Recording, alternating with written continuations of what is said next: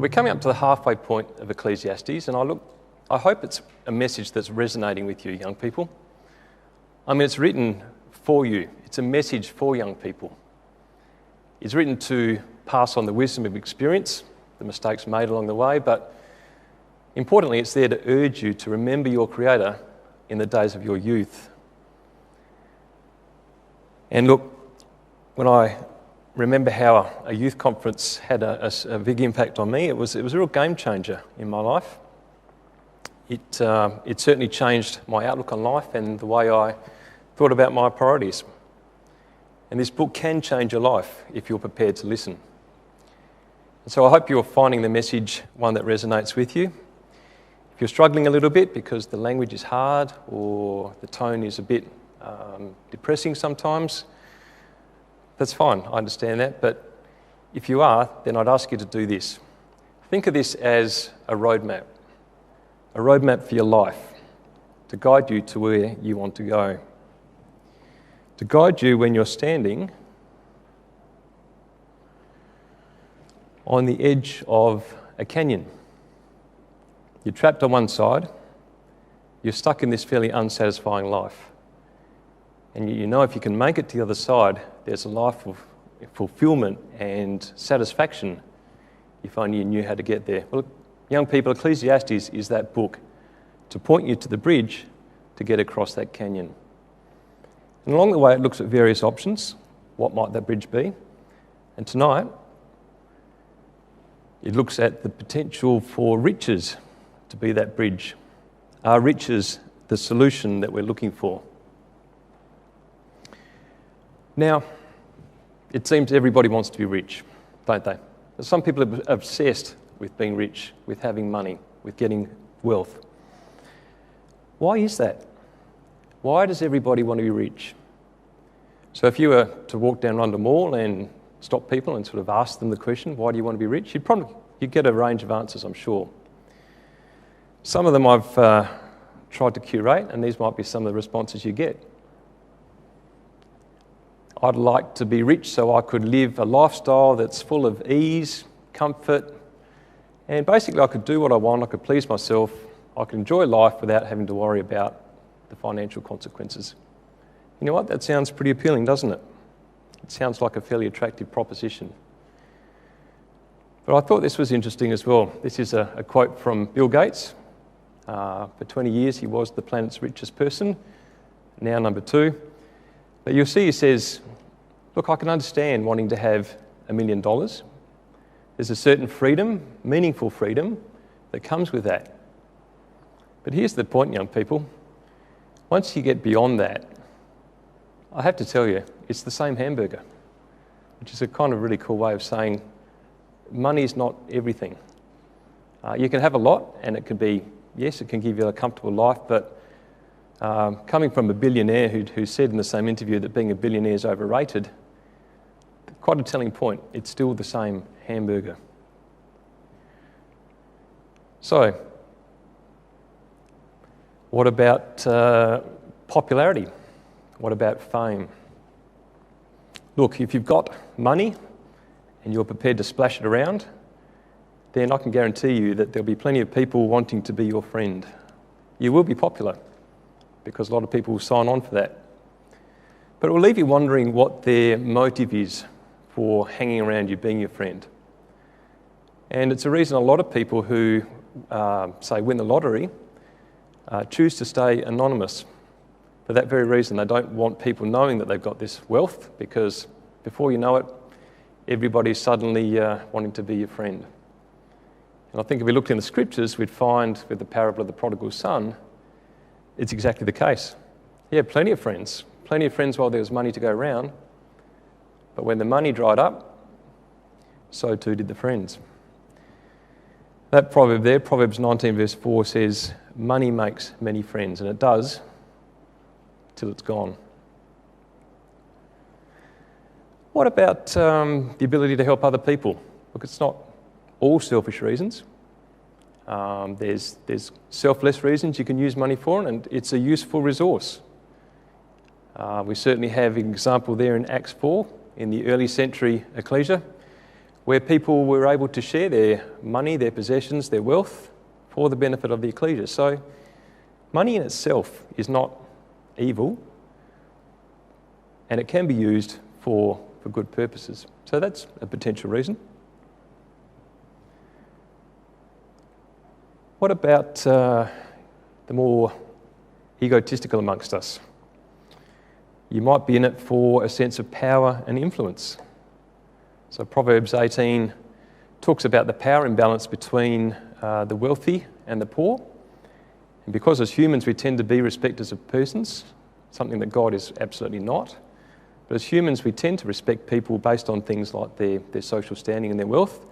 And so Proverbs 18 describes this situation where the poor has to use polite language to plead and beg, whereas the rich, because of the power imbalance there, can simply just give them a rough and arrogant answer. What about financial security? Well, Proverbs 18, verse 12, talks about the wealth of a man being his strong city. And that might well be the case. Wealth does give you a sense of resources to fall back on should you need it. But then again, how secure is it? I mean, wind back the clock 4 months. As the pandemic was starting to break around the world, we had global markets that were dropping 30% over the course of a week. So really, how secure is that financial security? And finally, there is the notion of appearing successful. I mean, people will borrow a lot of money to fund a lifestyle and buy things that they can't really afford simply to appear successful because, again, they want people to think of them in a certain way. They're keeping up appearances. But young people, this is really key. Don't confuse having money with being successful. They're not the same thing.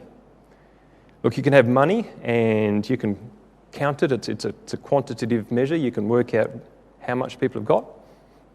But it's not the same as being successful. Successful is something that is far more subjective. It's broader. And it's more a measure of people's satisfaction in life.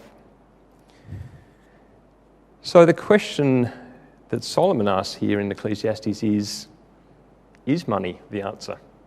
Will money give us the satisfaction that we're all looking for in life? And you know what? Solomon's answer is very clear and very unambiguous. It's a resounding no. Absolutely not. And he goes through the next 3 verses to give us 3 very clear reasons why that's the case. So the first one of those, in verse 10, the more you have, the more you will want. And it's a simple case of whatever our bank balance is, you could put a 0 on the end of it. Whatever our super fund balance is, you could put 2 zeros on the end of it. And it's still not going to be enough, is it? People will always, always want more. Here's a case in point. Let me introduce you to this handsome chap. Goes by the name of Jeff Bezos, who's the founder of Amazon, a company you may have heard of. He's 56, and he has an estimated wealth of $220 billion. That's a lot of zeros. And I want to just give you 2 statistics that help you put that in perspective. The first one is one I heard recently, and it is quite mind-blowing. It's the equivalent of waking up every morning, checking your bank, and finding that someone has put another $300,000 in overnight, and that's been occurring since the birth of Christ. For the last 2,000 years, $300,000 into your bank account every night would generate that kind of wealth. Now, of course, he hasn't had to generate that over 2,000 years. He's pulled it together in a lot shorter time frame. And so he's earning of the order of about $120 million every day. 120 million. It's a lot of money. The second statistic I want to put to you is he's 56 years old. He's a white male that lives in America, so statistically, he's probably got another 23 years of life in him. 3 years less than if he lived in this great country. If he was to pull all the money out, convert it to cash, stuff it under his mattress at home, it'd be very large, lumpy under the mattress, but if he was to do that, he would have to spend of the order of $30 million every day for the rest of his life just to try and get through that amount of money. I mean, 30 million a day is a challenge by anyone's standards. And yet it proves the point that Solomon makes, isn't it? Whoever loves wealth is never satisfied with their income. Whoever loves money never has enough. All right. What's the next reason? Well, Solomon says that the more you have, the more your costs increase. And we'll just put on a different version there, because it just draws this out a little bit more. He says, as your goods increase, so do those who consume them. And what advantage is it to the owners except to simply look on as that occurs? So, young people, as recently as 100 years ago, people lived very differently. They had, if you're wealthy at least, they had big houses and they had servants, which formed part of that household. And look, you might have started out with maybe a butler, perhaps a lady in waiting, and perhaps a cook in the kitchen to prepare your meals. And let's say your goods increase, so you think, gee, okay, there's a bit more work to go around. I'm going to need probably a valet, maybe a footman, and before you know it, your goods increase again. And you think, okay, well perhaps I now need a chauffeur and a few maids. And I think you can see the point being made that as your goods increase, so do the number of people that sort of have to support your lifestyle, to the end point that the owner really just looks on as they eat up the increase. The net advantage to the owner is quite often zero, nil. And Solomon says, well, what's the point of that? Surely that's vanity. And his third point, the more you have, the more you have to worry about. So again, let me put this in a picture for you. And I'll read from the NET. The sleep of the labourer is pleasant, but the wealth of the rich doesn't allow him to sleep.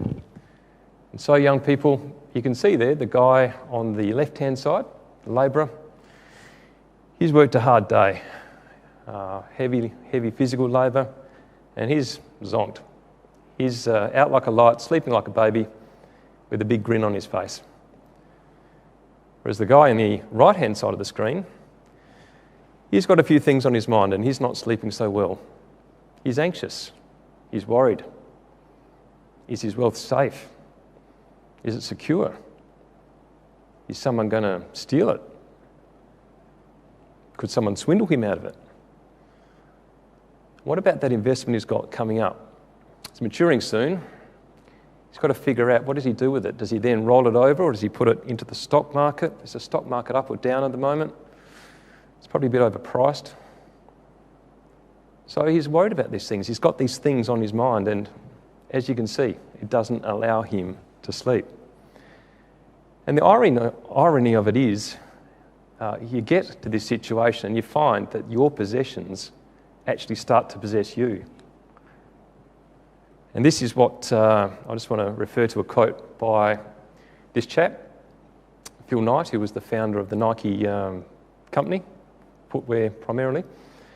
And he says, as he looks back on his life, he actually wrote a book, autobiography called Shoe Dog, which is fairly interesting but also fairly depressing read, because money certainly didn't buy him happiness. But he says when it came rolling in, the money affected us. Not much and not for long, but that's the nature of money. And whether you have it or not, whether you want it or not, whether you like it or not, money will try to define your days. And our task as human beings is not to let it.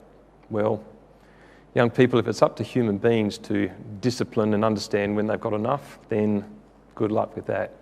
It's not going to happen, is it? But it's an interesting quote, and it really does highlight the fact that money naturally will tend to possess us if we're not very careful. So the more you have, the more you want, the more your costs increase, and the more you worry about. Let's overlay that with the sayings and the teachings of the Lord.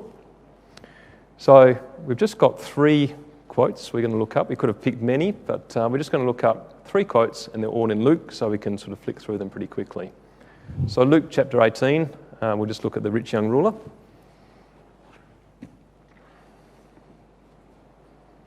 And I think we know the story and the context here, so we'll just read from verse 22 where he says, Jesus says to this rich young ruler, "You still lack one thing. I want you to go and sell all that you have and distribute to the poor, and you'll have treasure in heaven. And then I want you to come and to follow me." And the rich young ruler, when he heard this, became very sorrowful, for he was very rich. And when Jesus saw that, he became very sorrowful. Jesus said, "How hard it is for those who have riches to enter into the kingdom of God." Or if you like, the parallel record in Mark, I think it's Mark 8, says how hard it is for those who trust in riches, being the key point. Those who trust in riches to enter into the kingdom of God. So the more you want, the more you have, the more you want. And in this case, here was someone who couldn't go backwards in their wealth. They wanted more. And Christ said to them, "You've got to go with less," and they couldn't do it. Let's look at the next one. So this is a pretty classic parable as well. Luke chapter 12. And the point that the Lord's making in verse 15 is saying to his disciples, take heed, beware of covetousness, of looking around at what others have got and wanting what they have. Because one's life does not consist in the abundance of the things that they possess. Verse 16, he then spoke a parable saying, "The ground of a certain rich man yielded plentifully, and he thought within himself, saying, What will I do, since I have no room to store my crops? So he said, I'm going to do this. I'll pull down my barns and I'll build greater, and there I'll store all my crops and my goods." And that's, I think, the point we're making here. The more you have, the more it costs you. Your barns are no longer sufficient, so you have to go the cost of pulling them down and building new ones. But Jesus takes it one step further, doesn't he? And he sort of says, this man says to himself, "Soul, you've got many goods laid up for many years. Take your ease, eat, drink, be merry." But God says to him, "Fool, fool." That's the language of Ecclesiastes, isn't it? "This night your soul will be required of you, and then whose will those things be in which you have provided?" And here's the lesson for us young people, the moral for us. So is he who lays up treasure for himself and is not rich towards God. All right, and the third one there, as the Lord talks about the more you have, the more you worry about. Look, we know it well. Luke 8, verse 14, talking about the parable of the sower. When it comes to the thorny ground, he says, "The ones that fell among the thorns are like those who, when they've heard, they go out and they're choked with cares and with riches, and they can bring no fruit to maturity." So that's really the crux of the Lord's teaching on that point. The thorny ground where the more we have, the more we'll have to be distracted with and worried about and anxious about till we sort of lose sight of what really is important. So there's Solomon's initial 3 reasons why riches will not bring you a satisfied life. So what he's going to go on to now is describe 3 scenarios that prove the vanity or the futility of riches in providing us a lasting happiness. And he does this in the bulk of the rest of the chapter that we read tonight. Just want to note 2 things before we jump into that. So this is all, if you like, happening under the sun. I think we understand what that means. It's the human perspective on life. So we're looking at things from that angle. The other thing that I want you to notice is the amount of times, 4 times, it talks about these things as being a sore evil. All right? Colour them in there. They're in verse 13, 16, and then chapter 6, verse 1, and also in verse 2. A sore evil, or an evil disease. Rotherham describes that as an incurable evil. So if you like, if you go to the doctor says, I'm sorry, the prognosis is not good. I'm afraid this is terminal. This is something that's incurable, at least this side of the kingdom. All right, so where we're going with this, and you'll see it covers the bulk of the verses that we read tonight, we're going to look at 3 evils, and we're going to do this sequentially. The top right of the screen, you'll see that I've just referenced the fact we've already looked at 2 scenarios. They were back in chapter 2, and so we won't recover them, but it's talking about when Solomon said he hated life because of when he'd worked so hard and then he just had to leave it to others, and he didn't know if the people would be wise and use it well, or foolish and waste it. Nor did he realise, well, he realised that they probably wouldn't appreciate it because they hadn't worked very hard for it. Anyway, let's look at this first evil. And this is riches that harm and that are not guaranteed. So there's a bit of an irony in this. Riches that harm, or if you like, riches that actually impoverish, as the word means, the person who is in the process of getting richer. It actually makes them poorer. So there's the irony there. How does it do that? Well, I think, again, quite physically, all the worry and anxiety has to affect a person's well-being. They're not sleeping at night because they can't stop worrying about all their wealth and their riches and all the things they've got to think about. It's going to affect your well-being. It's harming the person and impoverishing them. I think even sadder is the emotional harm that often comes for people when they sacrifice relationships all to chase riches. But you know what, young people? Here's the real kicker.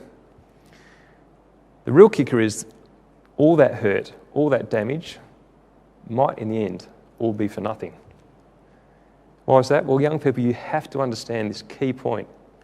You have to understand that with riches and wealth, there's never any guarantee that you're going to be able to hold on to them. There's no guarantee that you can keep them. Our possessions can be lost. Our possessions can be stolen. Our possessions can be destroyed. I mean, think of a freak storm that blows over a tree and it falls on top of your car, for example, or your house. It's been known to happen. Let's turn to Proverbs chapter 23 and verse 4 to 5, because I think this makes the point really well. And I'll read from the ESV, just to draw out the clarity of it. It says, Proverbs 23, 4 to 5, don't wear yourself out trying to get rich, because when your eyes light on it, it's gone. For suddenly it sprouts wings, flying like an eagle towards heaven. It's classic imagery, isn't it? It's sort of talking about the ease with which riches and wealth can just slip through your fingers and it's gone. And this is what Solomon observes in verse 14 here. He talks about riches that perish by evil travail or through misfortune.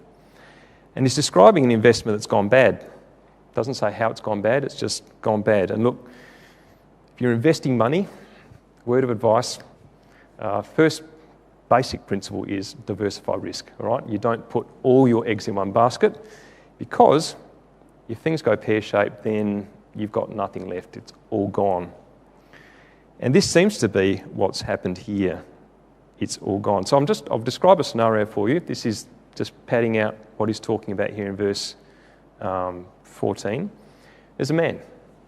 And this man is quite intent on getting rich, to the point that he works really long hours. He's at the office frequently, on weekends, late at night, and he's often travelling. Work requires him to be away from home, and so his wife and his little son are often left at home by themselves while this person is away doing their business deals. But the man tells himself it's all for their benefit. He consoles himself with the thought that he's going to be able to provide them with everything they want and just set them up so well financially, it's all going to be worth it. And so, after many years, takes a minute, takes probably a couple of decades, but he's worked hard, and after a couple of decades, he's built up quite a business empire.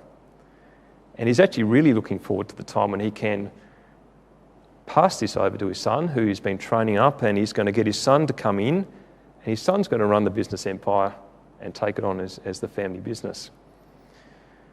Except, you wouldn't believe it, but one stroke of bad luck, and it's all gone. There's nothing left of the business empire. And he's got, as it says, there's nothing left in his hand to pass on to his son. The poor son has nothing.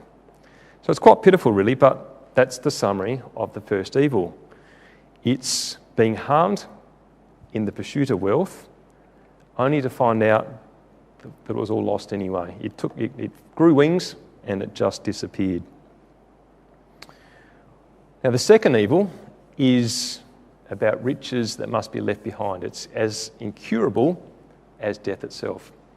So, in life, there's two things you can't avoid: death and taxes. And I know with taxes, people expend extraordinary amount of effort trying to see if they can actually do that or minimise their tax, and sometimes they're successful. But when it comes to death, nobody escapes death. We're all caught by that. And as we get through Ecclesiastes chapter 9, that's very much the theme of chapter 9. Nobody can escape death. It happens to all of us. Young people, given we all die, when we die, we can't take the possessions with us. We can't take anything with us. And so that tends to put two very different perspectives on how people live their lives.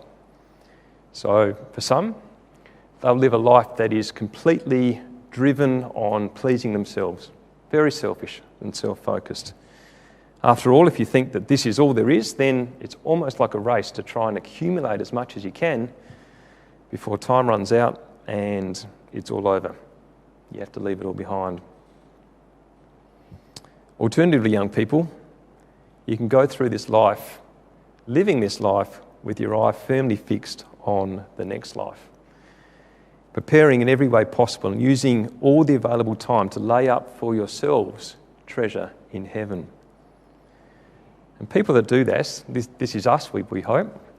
We understand that the only things that we'll be taking with us into the kingdom are not our possessions, not our bank balance. The only thing that we'll be taking into the kingdom with us is our character and our friendships, because those will survive through into the kingdom. And if that's what we believe, then that's what we're going to focus all of our attention, all of our energy on developing now. We're going to make that our priority, because that is what will get us treasure in heaven. And so verse 16 is really a challenge to the first person who's trying to scramble to get riches. The challenge to them is, what's the point? What profit do you have in all of this labour which you can't carry away with you? What's the point? You're labouring for the wind. And so the summary for the second one is really, it's a life wasted. It's wasted piling up possessions that when you are buried in the earth, you have to leave behind. So surely it prompts the thought, well, doesn't it make sense to enjoy those things now? Why shouldn't we be enjoying them now, since we can't take them with us? Well, that's assuming we can enjoy them. And that's really the point of verse 18, which I will just flick across. I don't want to spend time on this section right now. We will come back to it shortly. But the point of verse 18, which is similar to what has been said already in Ecclesiastes, is just simply appreciate the things you have. Enjoy them. Live life in the moment for now. Appreciate what God has given you, and just enjoy it. So we'll come back to the topic of contentment, but I really just want to close out this section on the three evils. And so I want you to note the point in verse 19 there, how it says that it's God who gives us riches and wealth, right? Important point. It's God that gives them to us. It's not us, even though we think like we've worked really hard to obtain them. They're not ours. God has given them to us. And so the point being, for some, not all, but for some, God allows them to enjoy that because it's his gift to them. However, for others, God doesn't allow them to enjoy it. And this is really the third evil that is the focus on a significant chunk of chapter 6. And we'll look at that now.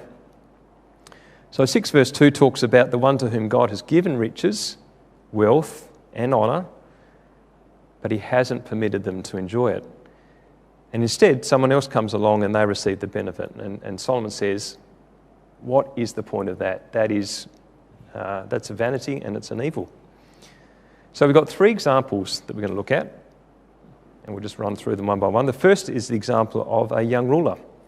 This is the person that's pictured in verse 2. They've got riches, wealth and honour. And look, they are really set up for life. They have so much to look forward to.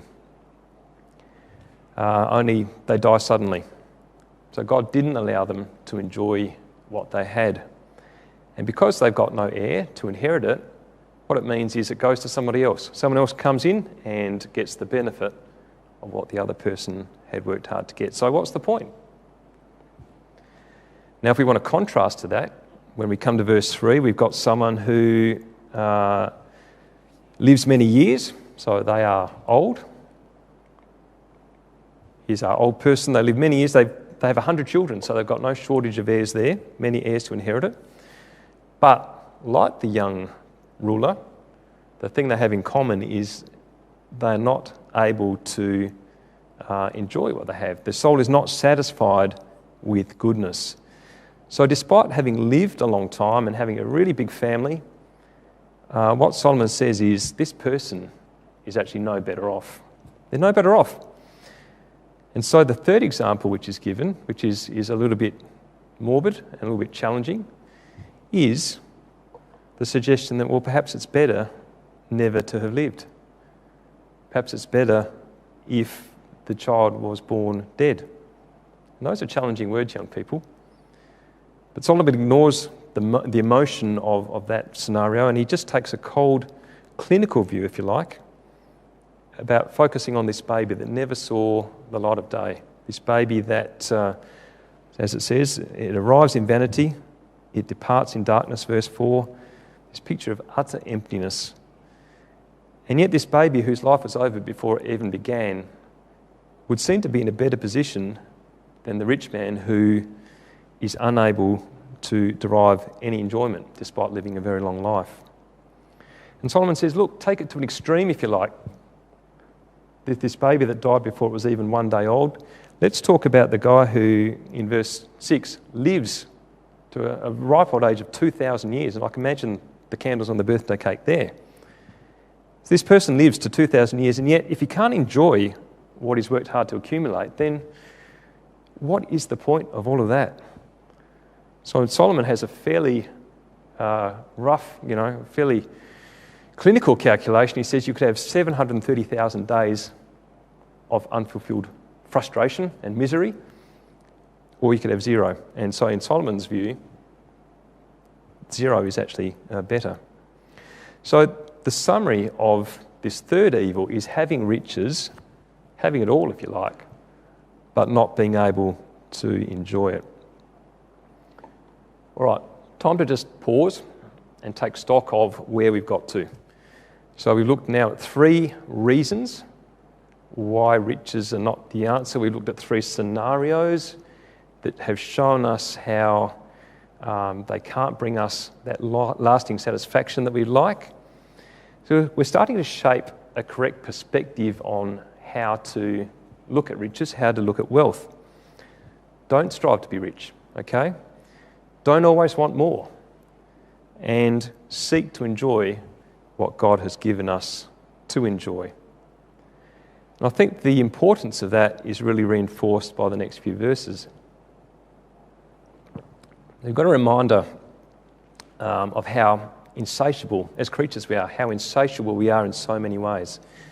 And a good example that he gives in verse 7 is the example of appetites. Now, I know there's a lot of teenage lads probably out there listening, and to be honest, there's probably no better example of an insatiable appetite than a teenage lad. So we have the example of, we wake up and we pour ourselves, we have some brekkie. It's probably toast this time of year. Maybe it's a bowl of porridge. Anyway, that gets us going for a few hours. We probably will make it through to, let's say we're at school, so we get through the recess time. Or if we're in the office, we can probably stop and have a coffee break. And we eat some more, and that will tide us over till we get to lunch. We're getting pretty hungry by then, so we'll have some lunch. Look, again, if we're at school, we'll probably get home from school and devour an after-school snack, only to sit down about an hour later or 2 hours and have a full meal. And if we're still hungry after that, we might even squeeze in a bit of supper before we go to bed. It's a lot of eating. And you know what? The next day, we wake up and we're hungry, aren't we? We do it all again because we're hungry. And Solomon says in verse 7, it's really an endless cycle. We're labouring for our mouths. So we work to be able to afford food to eat, but no matter how much we eat, we're still going to get hungry. So it's like this treadmill that we're stuck on and we can't get off because we're never satisfied. So verse 8, Solomon asked the question, okay then, well, is there any advantage then for the wise person over the fool? Is there any advantage for the rich person over the poor? And the answer is no. No, because we're all on an equal footing in this sense. I mean, that the wise person hasn't, in their wisdom, come up with a clever way to be able to avoid ever feeling hungry again, have they? Nor has the rich person come up with the ability to pull out their wallet and pay someone for taking away their hunger on a permanent basis. It's not possible. So, for all of them, rich, poor, wise, fool, the hunger's just going to return. But he does say, actually, it's interesting, he says, there is in some way some advantage to the poor in the sense that they have the benefit of learning to have lived within their means. So they've experienced hardship. They know what it's like not to have to waste anything and to value what little they might have. And so, if you like, they have the advantage of a better perspective than perhaps someone who has never had to worry about such things. And all of this, young people, brings us to the pinnacle of our class tonight. The pinnacle being an encouragement to be content. So Rotherham says for this verse 9, better what the eyes behold than the wandering of desire. Now I'm sure you've all heard the expression before, a bird in the hand is better than two in the bush, right? It's a fairly common expression you hear. And it's actually taken from this verse. The thoughts behind that come from this verse. And you might think it's a verse, you might think that saying is about probability and the fact that you've got the certainty of a bird that you've got here in your hand, and there's a certainty about holding it there, versus the risk of two over here in the bush, but you've got less likelihood of maybe getting those. They might get away. So on one level it might be about probability, but fundamentally, young people, I think it's more about being content with what you have, right? Being content with what you have. And Paul was able to say this in Philippians chapter 4. I have learned to be content in whatever circumstances I find myself. And Paul had many and varied circumstances, but he was able to, through the persecutions, through the ups and downs, he was able to find that strength of character and peace, inner contentment that was able to say, I've learnt to be content in whatever circumstances I find myself. So as humans, we're always going to want more, right? We're always going to look around us and sort of say, what's that person over there got? Oh, that one's got more than I've got. That one's got something newer than I've got. We're always going to find that, right? So striving after it is elusive. We just have to understand that it's like chasing the wind. It's like grasping after the wind, and it's something that you will never actually be able to grab hold of because it's just elusive like the wind. And dreaming about it doesn't actually bring it any closer to having it. That's really the wandering of the desire that it talks about there in verse 9. That's vanity and vexation of spirit. So just dreaming about having the stuff doesn't make any closer to having it. In fact, it probably just makes you more unhappy and dissatisfied with what you actually do have, the bird in the hand. Another saying you've probably heard about. Oops, classic. The grass is apparently always greener on the other side, except when it's not. I think that was just such a classic picture of this animal that's so desperate to ignore the green grass all around it that it's going to ram its head past some barbed wire fencing to try and nibble this bit of grass on the other side. All because it's under the strong impression that the grass is actually better and greener on the other side. And young people in life, as you go through life, you'll find that so rarely it is. So young people, the message, be content. The answer is really there. It's here and it's staring you firmly and squarely in the face. It's that simple and it's that obvious. God has given us so much to enjoy. So young people, enjoy it. Enjoy what God has given you. And don't ruin it by always wanting bigger, better, more. Because it'll never be enough, as we've already seen. So just be content. Be content with what you have. And I know that's really hard in the age in which we live. We live in a society that's very consumer-driven. We have companies that spend billions of dollars every year trying to convince us that we need to buy their product. We can't possibly be happy unless we own this whatever they're selling. And look, we live in an economy that relies on us always wanting more. If we all decided suddenly we were content, then the whole economy would probably tank. But we might assume, young people, that riches are the answer, but they're not. And look, as we saw, there's plenty of reasons why, on the surface at least, riches might seem to be pretty attractive. But we have to understand there's also big downsides that come to having them. There's the worry, the anxiety, the sleepless nights. There's this distraction from what really matters. It's that thorny ground where if we let it, the possessions will possess us and they'll crowd out the things that really matter in life. And young people, we can expend a lot of time, we can expend a lot of effort chasing dollars, only to realise that it's all vanity. It's all vanity because it didn't bring the happiness that we thought it would. And I want to share you, hang on, is it that one? No, I haven't got it there. It's all right. We might come to it. Well, I want us to come to 1 Timothy 6, and we're going to look at 1 Timothy 6 and verse 6 to 10. Now, 1 Timothy, of course, is another letter that was written to a young person, to Timothy. So, as young people, sort of try and put yourself here in the picture as though it's being written to you, because it is. And take the lessons.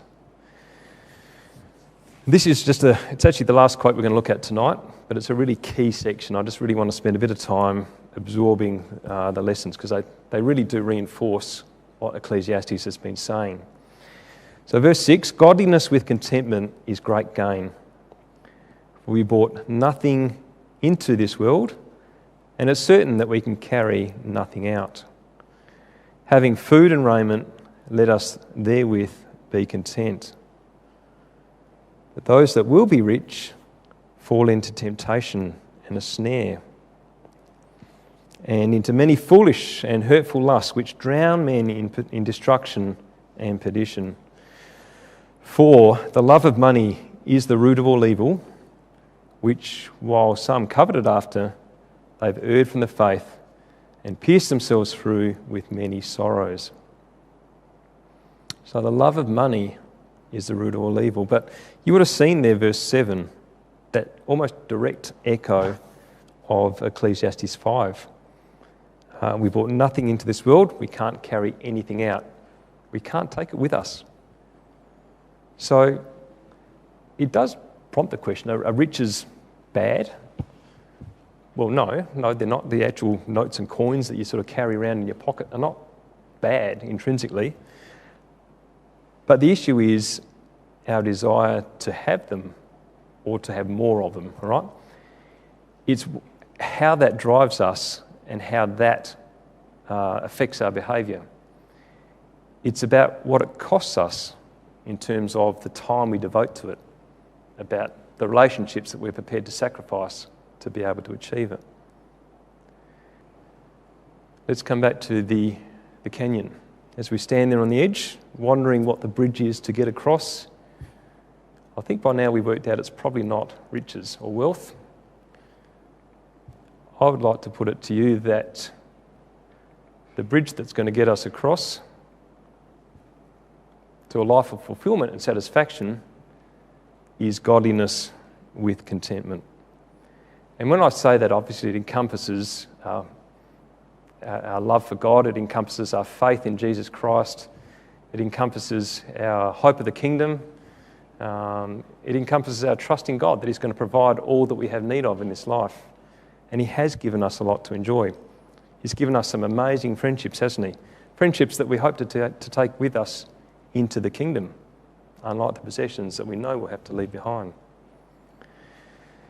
So to answer the question that we started out with, what is the value of riches? What's the value of riches? Well, depends. What riches are we talking about? If we're talking about material possessions, material riches, then I think the answer is pretty clear. There's not a lot of value in those because they're of limited benefit. They're only good if you can enjoy them and you can't take them with you. However, if we're talking about treasure in heaven, then yes, absolutely. There's inestimable value in having those riches because we can hold them for eternity. And so, young people, as we start to wrap up consideration tonight, I just want to leave you with 4 take-home points, all right? Our first point, choose the right master to serve, okay? So Jesus talks about this in Matthew 6. He says, no man can serve 2 masters. You cannot serve God and money. And yet he says it that simply. Why? Why can't you serve both? Well, the allegiance required from each is too great. Each one expects 100% commitment.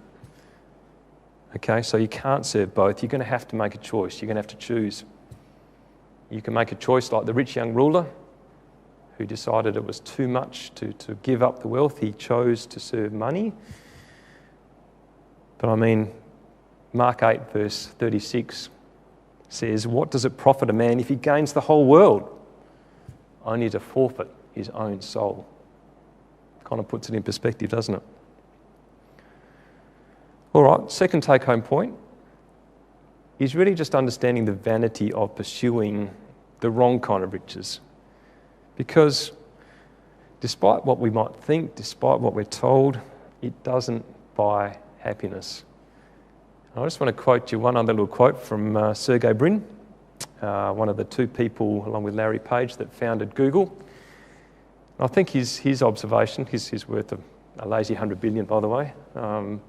He says, you always hear the phrase, money doesn't buy you happiness, but in the back of my mind, I figured a lot of money will buy you a little bit of happiness. But it's not really true. Okay? I mean, Solomon says it, he says it.